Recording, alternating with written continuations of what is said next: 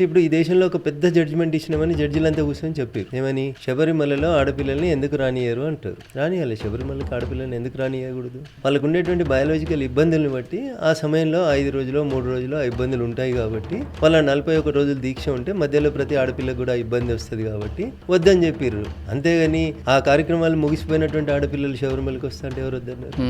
దానికి కొంతమంది జడ్జిలు ఏం చెప్తారు? శబరిమలకి ఎవరు వస్తా అంటే వాళ్ళని తీసుకుపోయి చూపెట్టుర్రు అంటారు. సరే, సుప్రీంకోర్టు చెప్పింది తీసుకుపోర్రి, ఆకాశంలో సగం జనాభాలో సగం ఆడపిల్లలకి సముచితమైన స్థానం ఉండాలి, శబరిమలకు రావాలి. ఎప్పుడైతే మీరు జనాభాలో సగం ఆడపిల్లలు ఉన్నారో అని అన్నారు, నాలంటి నుంచి అడగమన్నా అడగకమన్నా నా నుంచి ఒక ప్రశ్న వస్తుంది. సుప్రీంకోర్టులో మొత్తం 32 కుర్చీలు ఉంటాయి.